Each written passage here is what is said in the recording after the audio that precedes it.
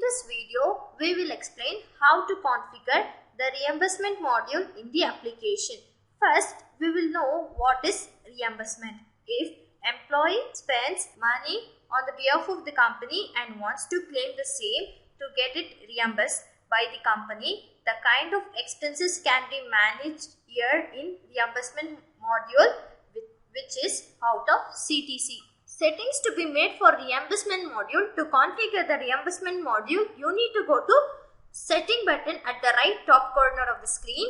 Configure rules, add-on modules. You need to click on reimbursement. First, here you need to select the range. You need to select the date range which the employee will able to claim for the reimbursement, and process reimbursement along with payroll. You need to check on this. If you doesn't want to process the reimbursement along with payroll, uncheck on this. Enable direct claim. This means whenever the employee raises a reimbursement request, it should directly go to finance manager rather than going to reporting manager. In such cases, you need to select this options. Once you are done with this configuration, you need to save.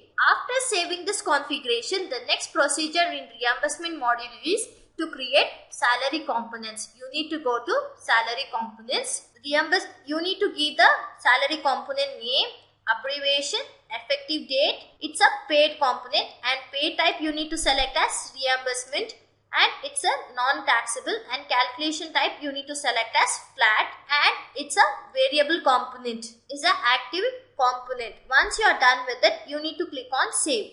After configuring the salary components, you need to allocate these components to the employees. In such cases, you need to go to pay allocation option. After creating the reimbursement component, there are two workflow in reimbursement. Whenever the employee raises a claims, it will go to the reporting manager for official approval. Then for final approval, it should go to the finance manager. To assign the reporting manager, you need to go to employees, more, and assign manager. You need to go either employee wise or bulk wise. To assign the finance manager, you need to go to transaction menu. Under transaction, spend management, assign reimbursement approver. You need to select the role as finance, select the name, check on the location, and click on assign. By completing this procedure, the finance manager has been mapped.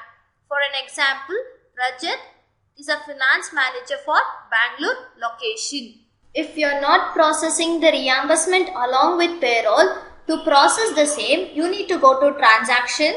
Under transaction, process reimbursement. You need to select the from date and to date and click on view. You need to check on this employee and enter the remarks and click on pay. Once you paid, it shows a message called paid successfully to the selected employees. This way you can process the reimbursement without payroll. Once the reimbursement bill is being paid out to the employee, to view the status, you need to go to view status.